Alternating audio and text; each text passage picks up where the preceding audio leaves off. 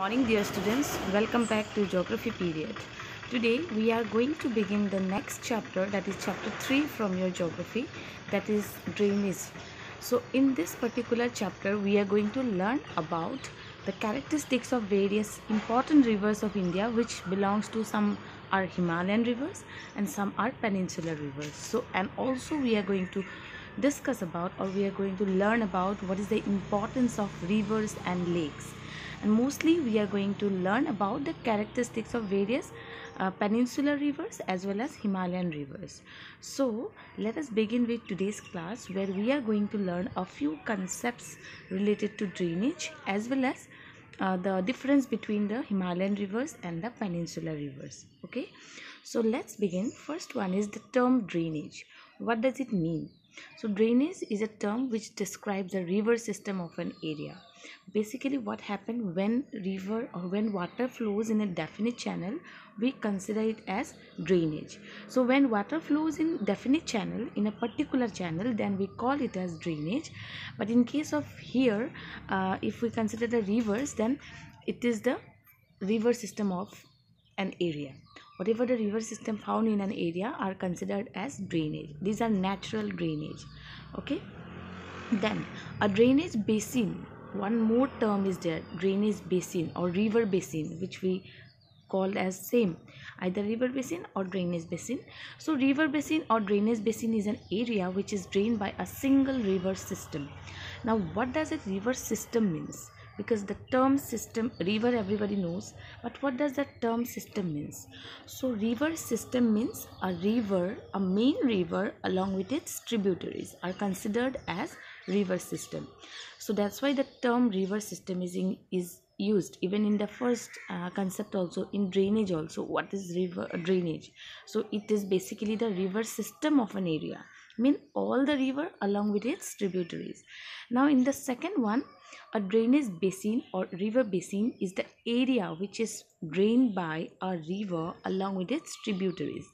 That is the reason we call as river system, a single river system, a main river along with its small tributaries. Suppose, say for example, Ganga along with its tributaries is considered as the Ganga basin, but Ganga basin is separated from Indus basin, and even Ganga basin is separated from Brahmaputra basin.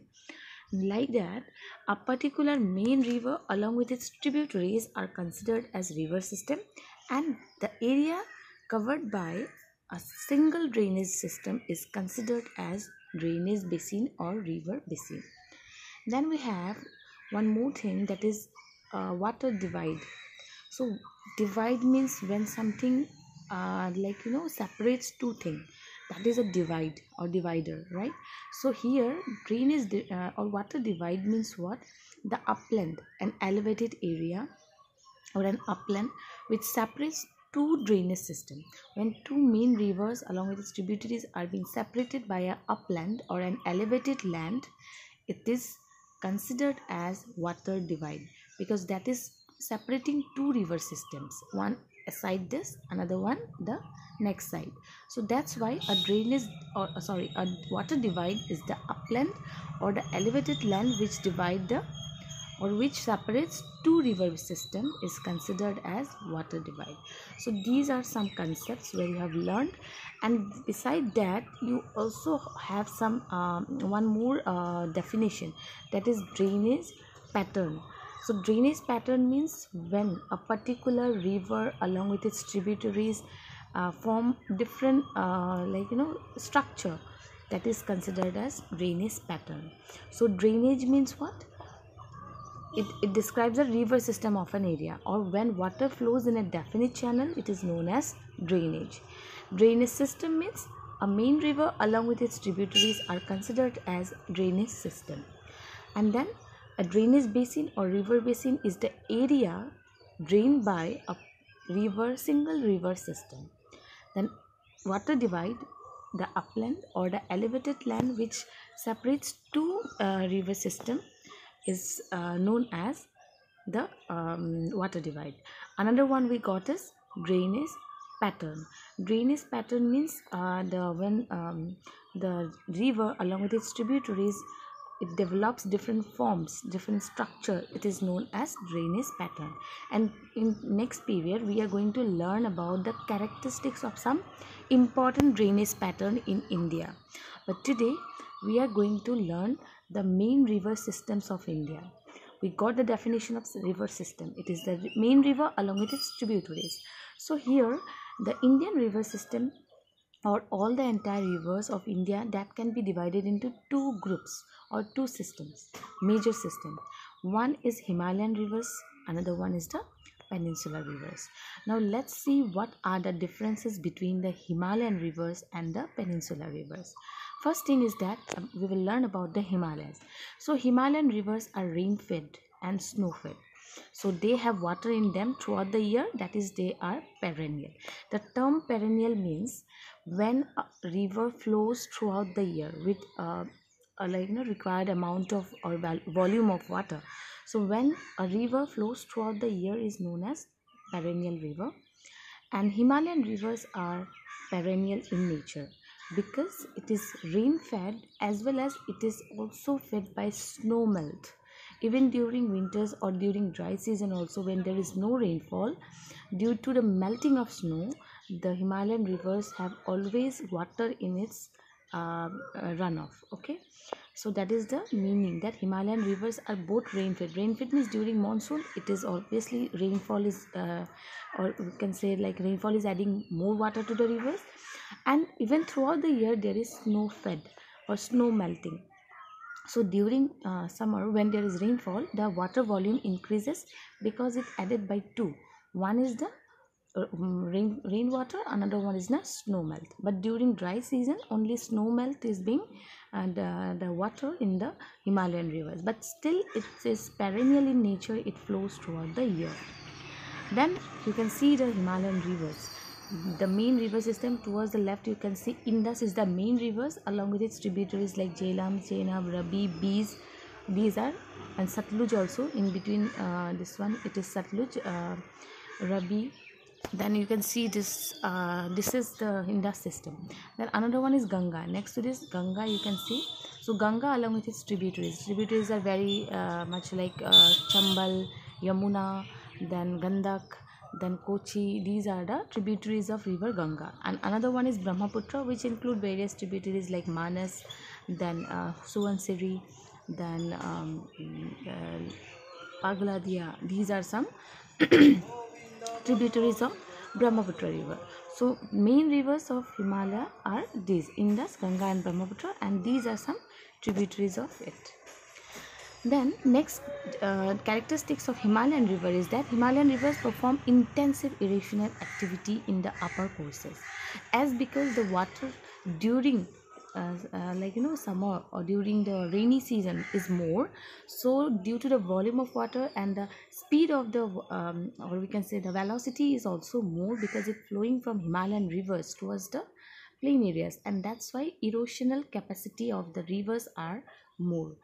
Okay, so they have downward erosion because of the large volume of water and high volume of the high velocity of the water due to its sloping. The next is in the lower course, but in lower course where it has plain areas, they carry loads of silt and sand which is being carried by the Himalayan rivers along with its flow. And Himalayan rivers create meanders. Meanders means that zigzag type, you have seen wave like structure. So Himalayan rivers that create meanders, and oxbow lakes are the separated meander loop from the main river is oxbow lake, which gets separated from the main river due to the erosional activity, that is oxbow lake. And also some other depositional features on their course, maybe riverine island and some delta formation. So these are the characteristics of Himalayan rivers. They form some erosional features like meanders and oxbow lakes, and some depositional features like riverine islands as well as the delta. Okay, then we have the peninsular rivers. Peninsular rivers are seasonal. Unlike the Himalayan rivers, these are seasonal because they are only fed by the rainwater. During rainy season it is fed by rainwater, but during dry season, the most of the peninsular rivers even get dried up, and some which remain, they have very less volume of water. The next one is most of the rivers of peninsular India that originate in the Western Ghats, which we have learned in our second chapter. Western Ghat, we already know where it located. So most of the peninsular rivers, they are originating from the Western Ghats, and they flow towards the Bay of Bengal, towards its opposite side. Then you can see the peninsular rivers, mainly the Krishna, then Kaveri, Godavari, then Mahanadi.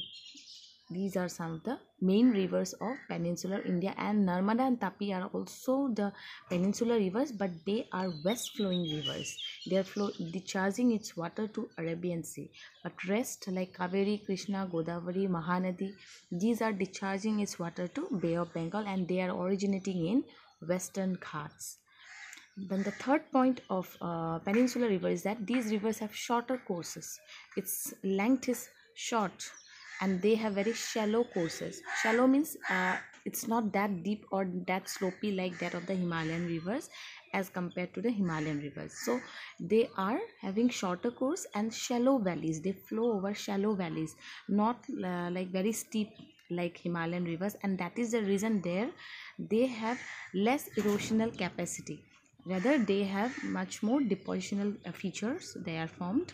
Okay, so this is all about the Himalayan and peninsular rivers. These are the characteristics, and you can also write it in the form of difference between. So first point of Himalayan river is that it is perennial. On the other hand, peninsular rivers are non-perennial or seasonal. Then Himalayan rivers have longer course and they have high erosional capacity, whether the peninsular rivers have shorter course and they have less erosional capacity. And then Himalayan rivers, they are mostly originating from Himalayas, and they are discharging its water to Bay of Bengal, whether the peninsular river mostly they are originating from Western Ghat, and they are also discharging its water to Bay of Bengal. Okay, and then there are a lot of features formed by Himalayan rivers. It includes meanders, oxbow lakes, and some depositional features like riverine island as well as the delta. But in case of peninsular rivers, it has very less erosional features because they flow over shallow valleys, and they have deposition at its at the end, which includes delta and also some islands. Okay, so this is all about the Himalayan rivers and peninsular rivers. That's all for today. Thank you so much, and in our next period we will discuss about the drainage pattern which are found in India. Okay, thank you so much.